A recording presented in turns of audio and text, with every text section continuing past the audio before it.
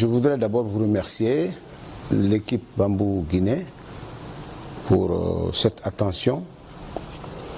Et je voudrais souhaiter bonne fête, joyeuse fête à tout le peuple de Guinée.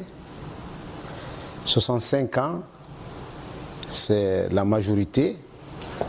Et qui dit majorité dit sagesse et responsabilité. Donc, en 65 ans, le peuple de Guinée s'est instruit, s'est enrichi sur beaucoup de plans et dans beaucoup de domaines. Ce qui donne à cette célébration une notation, une connotation singulière compte tenu de la portée de l'âge et des événements qui se sont succédés durant l'évolution de notre pays en tant que république, en tant que territoire national et souverain. Ceci dit, il est important que l'on clarifie deux choses. La fête de l'indépendance. C'est quoi l'indépendance? L'indépendance, c'est l'autonomie, c'est la souveraineté. C'est-à-dire que nous ne sommes plus esclaves de quelqu'un ou de quelques-uns. Nous ne sommes plus sujets de quelqu'un ou de quelques-uns, d'un groupe quelconque. Et nous ne sommes plus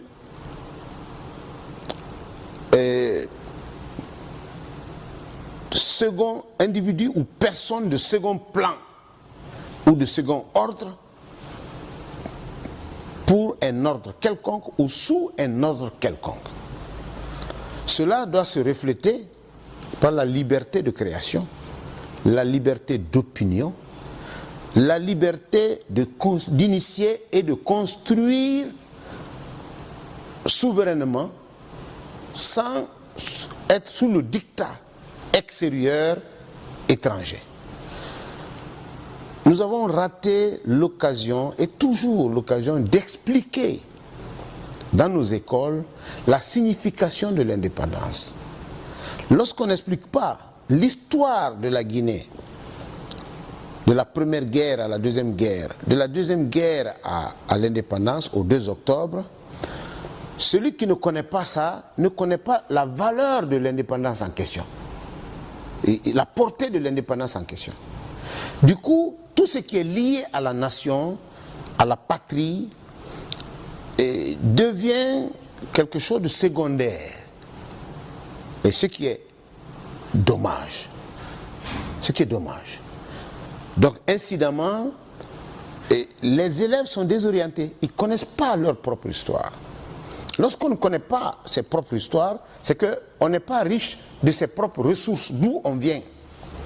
Alors, la fierté nationale en question, la conscience nationale en question, provient de la connaissance et de la maîtrise de l'historique d'une question.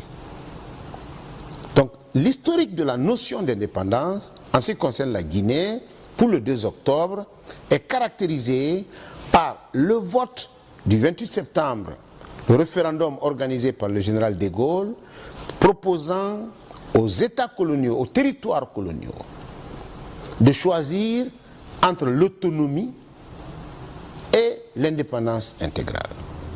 C'est-à-dire que rester dans l'empire et continuer à travailler avec l'administration coloniale, ou alors choisir à ses risques et périls de prendre son indépendance, de construire sa nation sur la base de son génie propre, naturel, sur la base du potentiel humain et naturel, sur la base des initiatives et la créativité des populations composant ce territoire. La Guinée a choisi de dire non au référendum et d'aller à l'indépendance totale et accéder à sa souveraineté.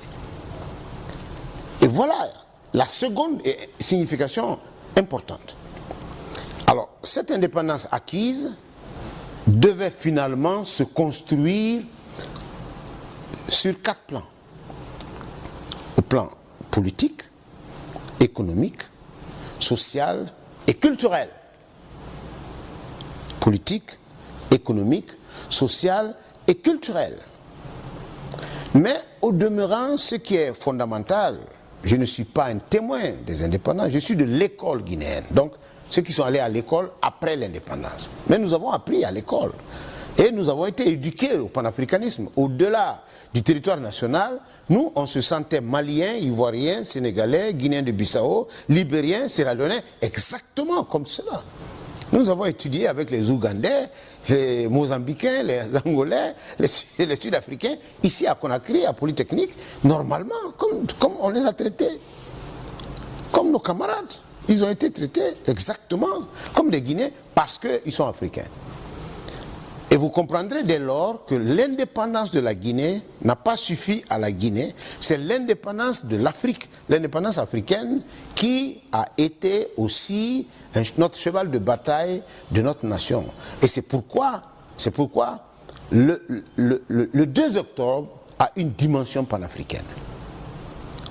La création de l'OUA, la création des non-alignés, plus tard la création de la CEDEAO, et toutes les grandes initiatives de l'indépendance africaine, la Guinée a été au centre de tous ces combats. Et c'est une raison de plus de fêter le 2 octobre parce que c'est un point de fierté. Au-delà du fait que nous ne soyons plus sous le coup, sous l'étiquette, sous le chapeau, sous le diktat d'une puissance étrangère, nous sommes devenus un pays normal comme un autre. Il y avait aussi notre volonté de solidarité, de générosité et de partage, notre attachement à la liberté et pour nous et pour les Africains. C'est pourquoi le droit humain, c'est-à-dire je ne parle pas du droit humanitaire, mais l'essence du droit humain, le concept du droit humain, la reconnaissance du noir comme être humain. C'est-à-dire que le combat que les Martin Luther King, les Nelson Mandela ont mené, c'est africain. Et ce combat est d'origine africaine. Et cela nous a liés avec tous les Africains d'outre-mer, des Africains de Guadeloupe, de Haïti, qui ont tous contribué à l'émancipation intellectuelle et culturelle, au recoupement. Il faut revenir à nos propres sentiments. Moi, je pense que le 2 octobre 2023 est une occasion propice pour les Guinéens de se remettre en question. Ma seule inquiétude, c'est mon seul souhait d'ailleurs, que les Guinéens apprennent à s'aimer, que les Guinéens apprennent à s'entendre. Qu'est-ce qui nous empêche de nous entendre si nous sommes conscients que c'est ensemble que nous sommes forts, nous serons plus forts? Dieu a donné toutes sortes de richesses à la Guinée. Ce qui manquait, en 65 ans, nous avons des personnes ressources, des spécialistes, sur tous les plans. Alors, nourrissons-nous de ces richesses-là, acceptons-nous les uns les autres, les hommes passent, mais le peuple reste. Et sachons, raison garder, transmettre le savoir et l'expérience aux générations futures.